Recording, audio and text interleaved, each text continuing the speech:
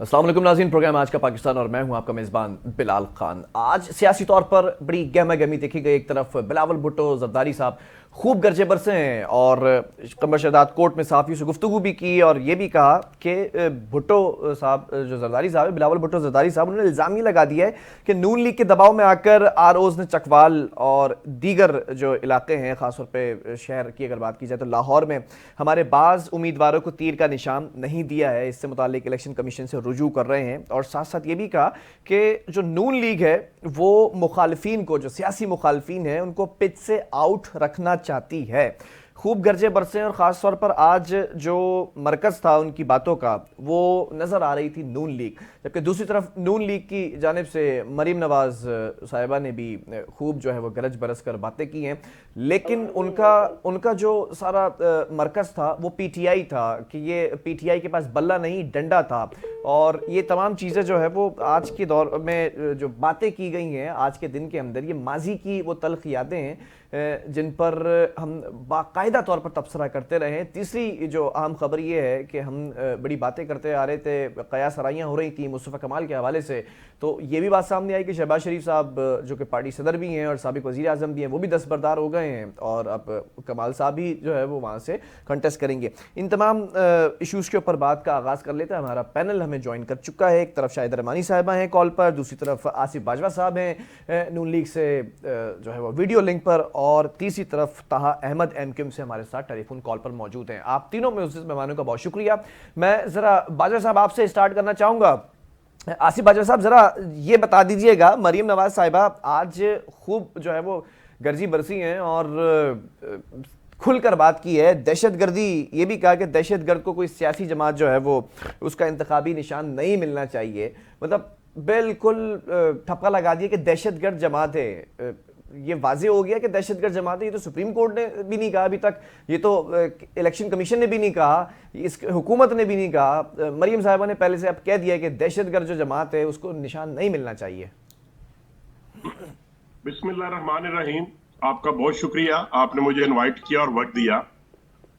मैं बड़े अदब से ये गुजारिश करूंगा और मैं ये समझता हूं कि आजकल इलेक्शन का माहौल है और हमें बड़ा सोच विचार के अल्फाज का चुनाव करना चाहिए, नंबर वन। नंबर टू, आपका ये कहना कि मरियम नवाज साहबा ने ये कहा है कि एक दहशतगर्द तंजीम है या एक सियासी जो तंजीम है, जमात है, उसको दहशतगर्द का नाम कहा, और आपने कहा कि उसको तो इलेक्शन कमीशन ने या किसी कोर्ट ने भी दहशतगर्द नहीं कहा।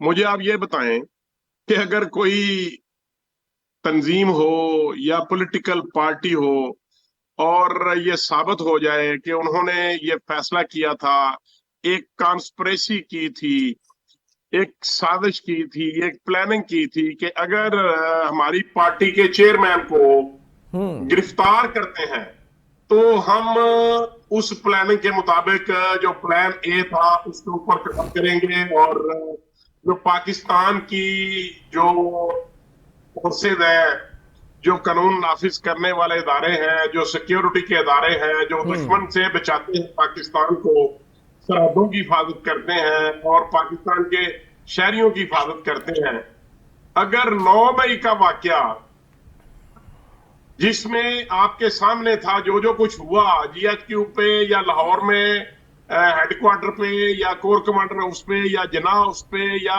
सरगोदा में या कराची में या दीगर रावलपिंडी में जो जो किया गया, जो जो हुआ, क्या ये जस्टिफिकेशन है आपके पास कि ये दहशतगर्दी नहीं थी? तो मैं ये समझता हूं ये वादे तौर पे दहशतगर्दी थी।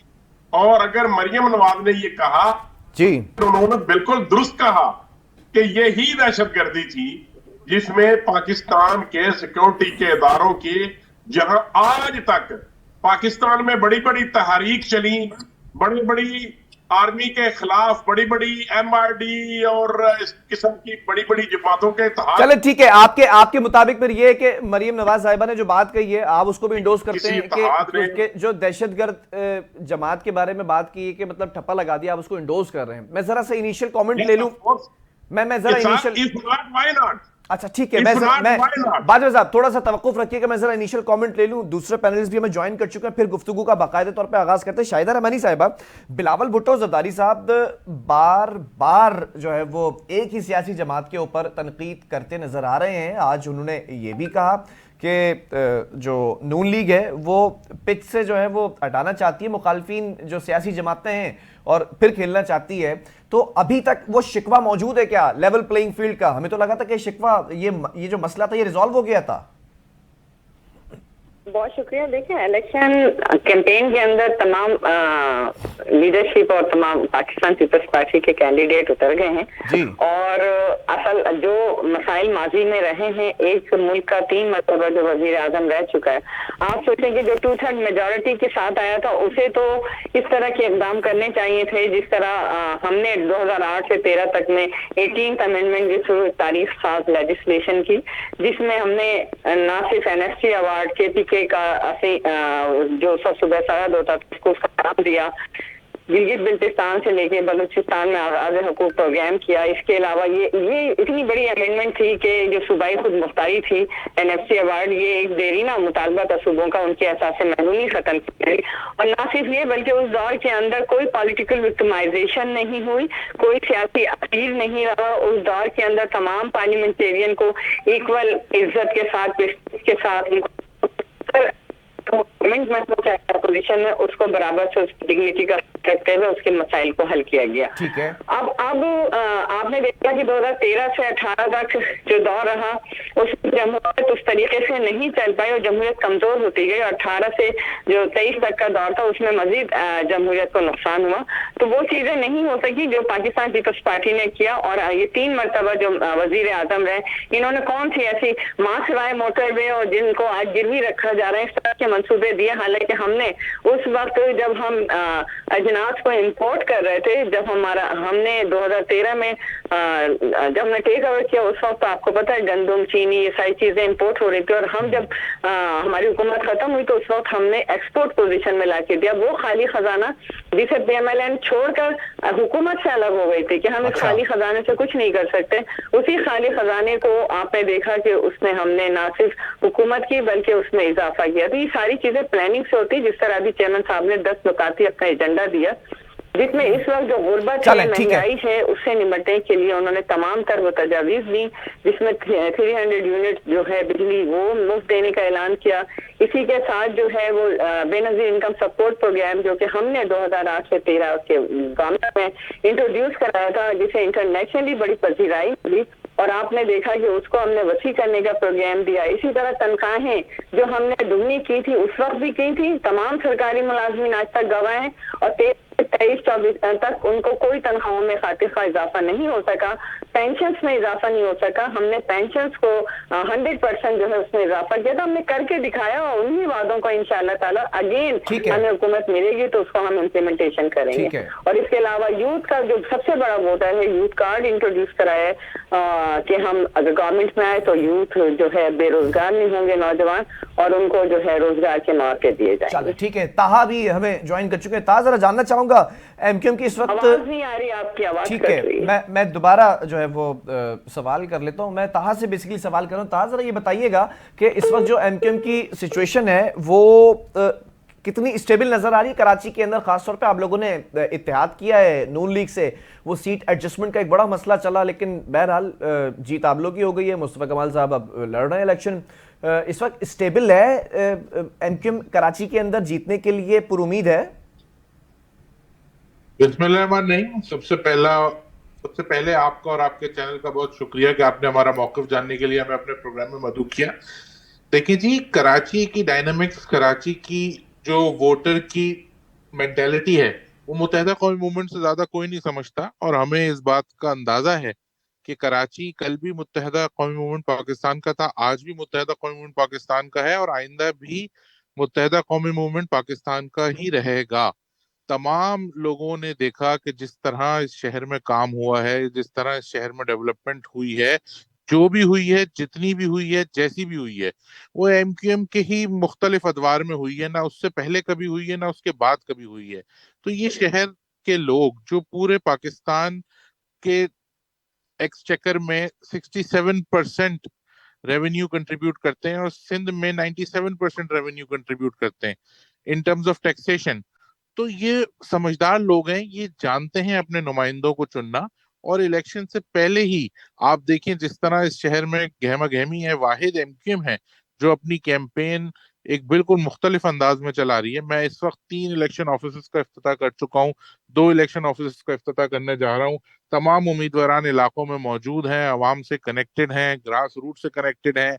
लोग आजमा चुके हैं कि जैसे तैसे करके इस शहर के मैंडेट को जब एक ऐसी पार्टी को दे दिया था जिसका इस शहर से कोई ताल्लुक ही नहीं था, तो क्या परफॉर्मेंस रही उनकी, कितनी उनकी अवेलेबिलिटी रही लोगों में, लोग इस बात को समझते हैं। और जहां तक रही बात पाकिस्तान तहरीक इंसाफ की, तो देखें जी, जो काम पाकिस्तान तहरीक इंसाफ ने 9 मई को किया वो काम है जो किसी दुश्मन मुल्क की फौज किसी दुश्मन मुल्क में जाके कब्जा करके करती है। वहां के फौजी अफसरान के घरों पे हमला करना, वहां के आर्मी हेडक्वार्टर की तरफ मार्च करना, वहां के आर्मी के जो शहीद हैं उनकी यादगार को नुकसान पहुंचाना। अच्छा, ये तमाम वो काम है जो कोई दुश्मन मुल्क में किसी दुश्मन मुल्क की फौज जाके करती है, जो पाकिस्तान तहरीक इंसाफ के कारकुनों ने और रहनुमाओं ने किया और ये साबित किया। मतलब आप पूरी दहशतगर्द जमात है। को इस वक्त बात कर रहे हैं कलेक्टिवली तौर पर या प्रिसाइजली इंफरादी तौर पर बात कर रहे हैं जिसने किया?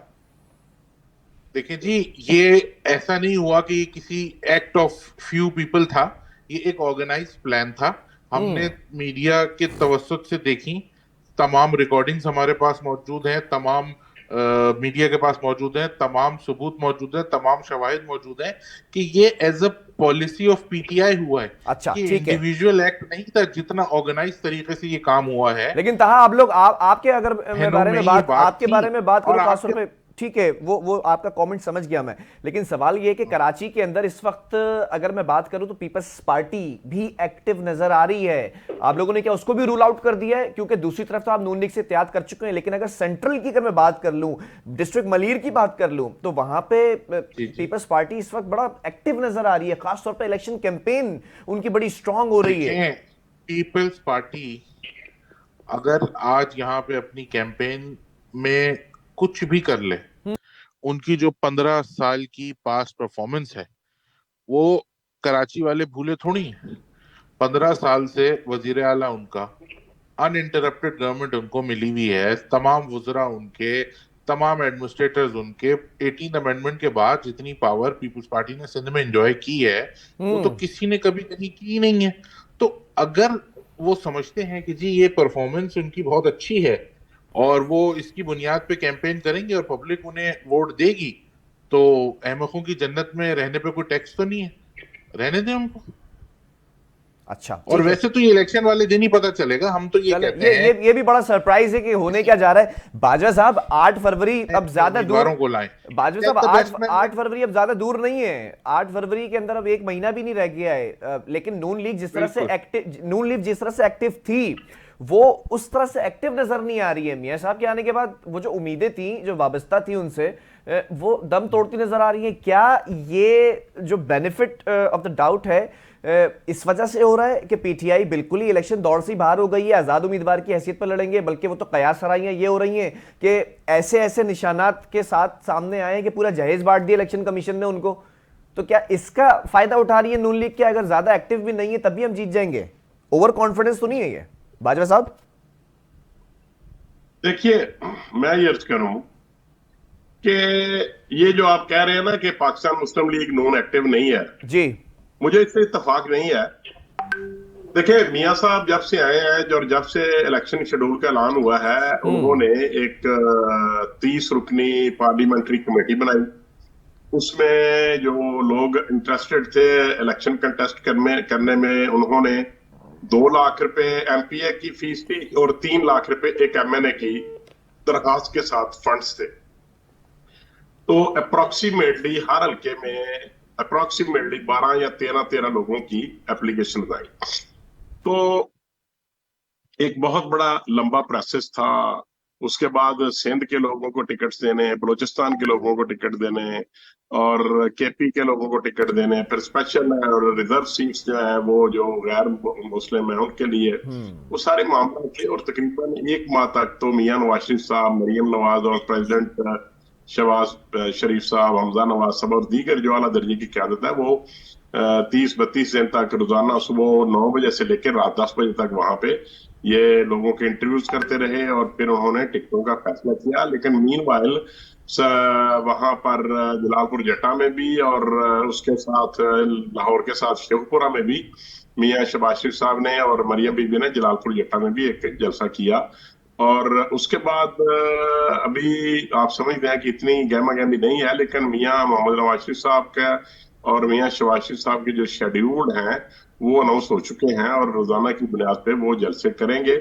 और आपका ये कहना कि हम इसमें एक्टिव नहीं है, ये मैं मुझे अच्छा, फिर चलें इस पर बात कर लेते हैं ना। काफ लीग के साथ हम लोग एडजस्टमेंट करने जा रहे थे, काफ लीग के साथ क्या हुआ? एडजस्टमेंट के लिए मना कर दिया है, क्या वजह क्या बनी है? देखिए, बात यह है कि अगर आप देखें, एक बड़ी सिंपल सी बात है कि अगर किसी हल्के से किसी भी जमात का उम्मीदवार पहले कामयाब रहा हो तो फिर जब आप किसी के साथ कोलेशन करते हैं, किसी के साथ इत्तेहाद करते हैं या सीट एडजस्टमेंट करते हैं, तो ज्यादा तौर पे चांसेस ये होते हैं कि जहां से कोई पहले जीता था वहां एडजस्टमेंट करें। अगर कोई लाहौर की सीट है तो अगर वहां पीएमएलएन के दोस्त जीते थे तो फिर दूसरी पार्टी जो है उनको सरेंडर करना होगा और वो लाहौर, और अगर कोई मुल्तान से दूसरी पार्टी का या गुजरात से दूसरी पार्टी का जीता होगा तो फिर पीएमएलएन जो है वो सरेंडर करेगी अपने कैंडिडेट्स को। लेकिन उसमें फाइनल होने के बावजूद जो दीगर पार्टीज थी जो हमारे साथ इत्तेहाद और सीट एडजस्टमेंट करना चाहती थी, उनकी ख्वाहिश थी कि उनकी मर्जी के हल्कों के साथ उनके साथ वो ना सीट एडजस्टमेंट की जाए। और पाकिस्तान मुस्लिम लीग नून का जो था वो हमारा स्टैंड ये था कि जहां से अगर आप पहले जीत चुके हैं तो फिर तो आपका राइट बनता है अखलाकी तौर पे भी, एथिकली भी कि आप, ठीक है, लेकिन जहां से हम या हमारा कैंडिडेट जीता हुआ है वहां पे हम चले, ठीक है, कि हम वहां पे, और ये तो नहीं हो सकता कि देखें ये गिव एंड टेक की बात है और कहीं ना कहीं कुर्बानी तो देनी पड़ती है। चले, मैं इस पर आता हूं। अभी बड़े बड़े चीदा सवालात हैं। शाहिदा रहमानी साहिबा, बिलावल भुट्टो जरदारी साहब जो हैं वो इस वक्त सबसे ज्यादा मैं देख रहा हूं कि इस वक्त कैंपेन के अंदर एक्टिव नजर आ रहे हैं, अगर बमुकाबला दीगर सियासी जमातों की बात की जाए। लेकिन पॉलिसी अभी तक वाजे नहीं है। अक्सरियती वोट लेने में पीपल्स पार्टी कैसे कामयाब होगी? स्ट्रेटेजी क्या है? जलसे करके वोटर्स को बुलाकर और वोटर्स को जगाकर वोट लेने का इरादा है, या फिर जो माजी के अंदर आप लोगों के पास जो सीट्स रही हैं उसके ऊपर भी कुछ वर्किंग करके रखी है भुट्टो जरदारी साहब ने? देखिए, पाकिस्तान पीपल्स पार्टी ने जो 2002 में भी इलेक्शन में अक्सरियत ली और उसके बाद जिस तरीके से आपने देखा कि उसमें पैट्रियट बना के उसका गवर्नमेंट नहीं बनने थी, 2008 में उससे ज्यादा सीट हमने ली और फिर 2013 में उससे ज्यादा, 2018 में अगर आप देखें तो उनसे ज्यादा हमने ली। और अब जो है इंशाल्लाह ताला पीपल्स पार्टी पूरे मुल्क से इंशाल्लाह, जिस तरह चेयरमैन बिलावल भुट्टो जरदारी साहब आवाम में जा रहे हैं, आप देखिए कोई और लीडर इस तरह आवाम में ना गया है ना उतरा है, और वो एक दिन में 2-2, 3-3 जलसे भी कर रहे हैं, वर्कर कन्वेंशन भी किया और तकरीबन 2 से 3 महीने से वो मुस्तकिल आवाम के अंदर। तो आवाम वोट देते हैं, हम किसी सेटलमेंट पे या किसी इशारों पे यकीन नहीं रखते। पीपल्स पार्टी ने हमेशा आवाम की सियासत की है, ताकत का सरचश्मा आवाम को करार दिया है और आवाम ही अपने वोट के जरिए इनकलाब लेकर आते हैं, आवाम ही वोट के जरिए तब्दीली लेके आते हैं और हुकूमत को तब्दील करते हैं। मैं समझती हूँ कि आवाम में जाना चाहिए और आवाम खुद जानते हैं कि किसकी कारकर्दगी बेहतर है। जमहूरियत के अंदर सबसे बेहतरीन इलेक्शन होता है जो आपका एहतिसाब करता है। अगर हमने अच्छे काम किए हैं तो आवाम हमें, आपने देखा पूरे सूबे सिंध में पहले कहा जाता था कि ये देही इलाकों के, रूरल इलाकों पे पीपल्स पार्टी है, लेकिन अब अल्हम्दुलिल्लाह कराची के आवाम ने भी पीपल्स पार्टी पर ट्रस्ट करते हुए कराची का मेयर मुंतखब कराया। हैदराबाद में भी हमारा पहली मरतबा मेयर आया, तो पीपल्स पार्टी इस मरतबा सरप्राइज देगी और पूरे पाकिस्तान से मैं समझती हूँ कि हम सबसे ज्यादा सीट लेकर हुकूमत बनाएंगे। लेकिन शाहिदा रहमानी साहिबा, 2000 अगर मैं बात कर लूं 2013, बार आपकी वॉइस जो है वो खराब हो रही है, अभी भी नहीं आ रही क्लियर। मैं सवाल रिपीट कर देता हूं कि माजी के अंदर अगर 13 के इलेक्शन की बात कर लें या 18 के इलेक्शन की बात कर लें तो आप लोगों ने कोई ऐसी खातिर खा अक्सरियत ली नहीं थी, चाहे समझ में नहीं आ रही। सूबों की बात कर लें, ये मसला जो है वो रिजॉल्व किया जाए। काइंडली आवाज़ नहीं जा रही शाहिदा रहमानी साहिबा को मेरी। शाहिदा साहब आप मुझे सुन सकती हैं अब? ठीक है, हम आगे बढ़ते हैं। आसिफ बाजवा साहब का भी कमेंट आ गया। ताहा जरा ये बताएं कि अब मैं जरा सा फैक्ट्स एंड फिगर्स पे बात करना चाह रहा हूं ना। मंशूर तो आप लोगों का ठीक है, आपने पूरा एक बुकलेट सामने रख दिया और उसके अंदर पाकिस्तानी मईशत को सुधारने की बातें भी कर ली। खालिद मकबूल सिद्दीकी साहब ने भी सब कुछ बता दिया, डॉक्टर फारूक सत्तार ने भी बता दिया, मुस्तफ़ा कमाल साहब ने भी बता दिया, भी सारे NA से जो है वो कंटेस्ट भी कर रहे हैं। लेट्स सी कि क्या होता है। लेकिन सवाल ये है कि अगर 13, 18 और अभी 24 की बात कर ली जाए तो उसमें कोई ऐसी खातिर खा आप लोगों को अक्सरियत मिली नहीं है। ये मिली नहीं है, आप लोग कहते हैं दी नहीं गई है। ये इस पर बड़ा एक जो है वो मुख्तलिफ कयास सराइयां हैं। अगर लेट सपोज मिली नहीं है तो फिर इस बार कैसे ले लेंगे? ऐसा क्या होने जा रहा है? कहा आपको आवाज आ रही है?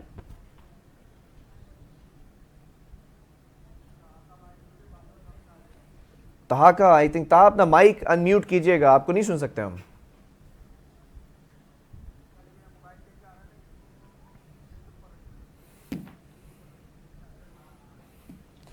बाजर साहब आपसे जरा सवाल कर लेते हैं। आप लोग तो सिंध फतह करने की बातें कर रहे हैं, लेकिन सिंध के अंदर भी वही अगर अक्सरियती चीजों की बात कर ली जाए तो कोई ऐसी खास खातिर खा आप लोगों की कोई प्रोग्रेस रही नहीं है 13, 18 की।